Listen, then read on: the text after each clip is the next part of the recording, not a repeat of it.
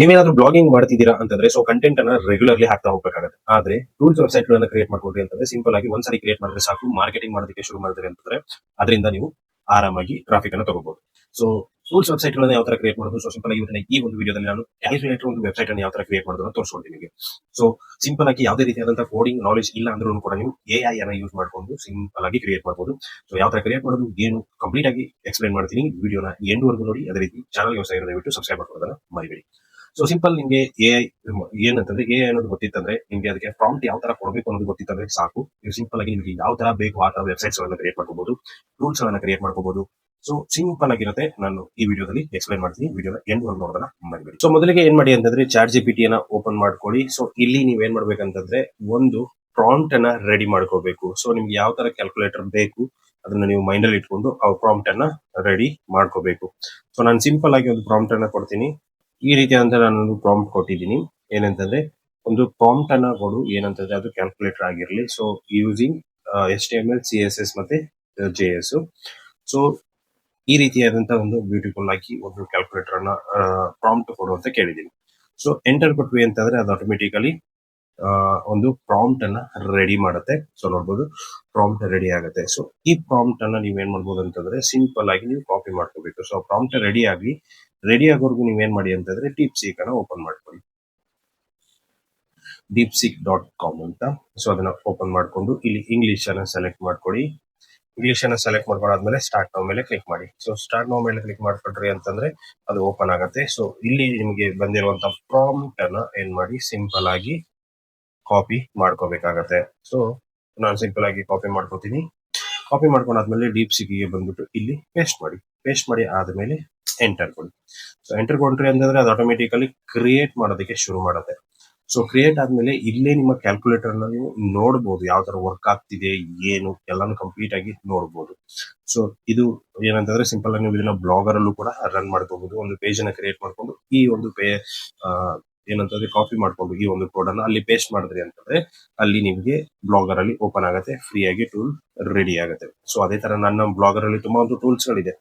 Thumbnail design ಮತ್ತೆ material calculations. So ತುಂಬಾ ಒಂದು ಟೂಲ್ಸ್ ಗಳಿದೆ. ಲಿಂಕ್ ನಿಮಗೆ ಬೇಕಾದ್ರೆ ಡಿಸ್ಕ್ರಿಪ್ಷನ್ ಇರುತ್ತೆ, ಬೇಕಂದ್ರೆ ಹೋಗ್ಬಿಟ್ಟು ನೋಡಬಹುದು. ಸೊ ಇವಾಗ AI ಬಂದಾದ್ಮೇಲೆ ತುಂಬಾ ಟೂಲ್ಸ್ ಗಳನ್ನ ನಾವು ಕ್ರಿಯೇಟ್ ಮಾಡ್ಕೋಬಹುದು.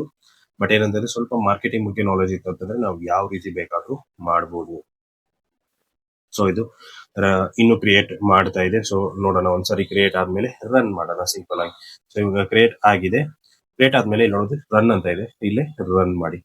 ಸಿಂಪಲ್ ಆಗಿ ರನ್ ಮಾಡಿದ್ರೆ ಅಂತಂದ್ರೆ ನೋಡ್ಬೋದು ಕ್ಯಾಲ್ಕುಲೇಟರ್ ಬಂತು.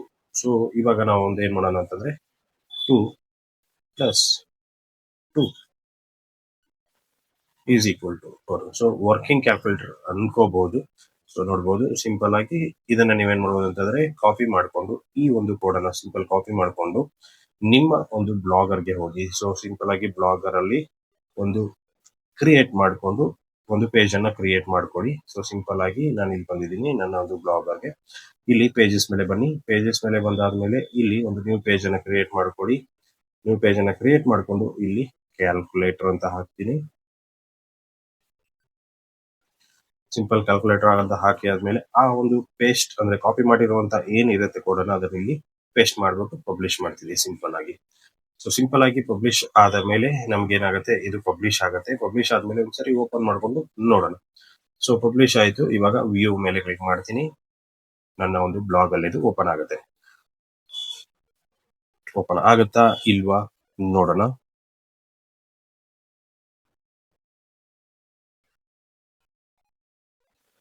ಸೊ ಇದು ಲೋಡಿಂಗ್ ಆಗ್ತಾ ಇದೆ. ಇನ್ನ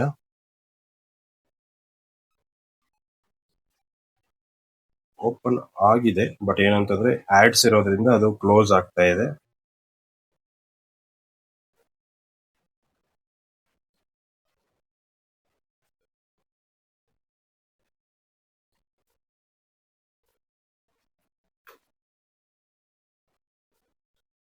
ಸಾರಿ, ಇಲ್ಲಿ ಪೇಸ್ಟ್ ಮಾಡೋಂಗಿಲ್ಲ. ಇಲ್ಲಿ ನೀವು ಚೂಸ್ ಮಾಡ್ಕೊಂಡು ಏನಂತಂದ್ರೆ HTML ವ್ಯೂ ಮೇಲೆ ಕ್ಲಿಕ್ ಮಾಡ್ಕೋಬೇಕಾಗತ್ತೆ.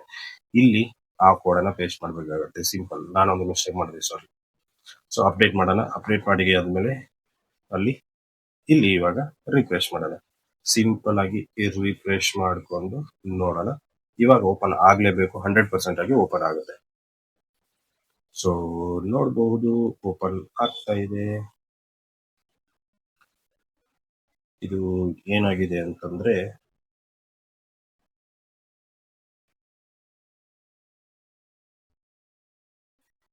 ಸೊ ನೋಡ್ಬೋದು ಇಲ್ಲಿ ಓಪನ್ ಆಗಿದೆ. ಇದು ಆಡ್ಸ್ ಗಳು ಇರೋದ್ರಿಂದ ಏನಾಗ್ತಿದೆ ಅಂತಂದ್ರೆ ಸ್ವಲ್ಪ ಆ ಕಡೆ ಈ ಕಡೆ ಆಗಿದೆ. ಬಟ್ ಏನಂತಂದ್ರೆ 100% ವರ್ಕಿಂಗ್ ಇದೆ. ಇದರಿಂದ ಏನಂತಂದ್ರೆ ನಿಮ್ಗೆ ಗೂಗಲ್ ಆಡ್ಸೆನ್ಸ್ ಅಪ್ ಕೂಡ ಸಿಗುತ್ತೆ, ನಿಮ್ಗೆ ಟ್ರಾಫಿಕ್ ಕೂಡ ಸಿಗುತ್ತೆ.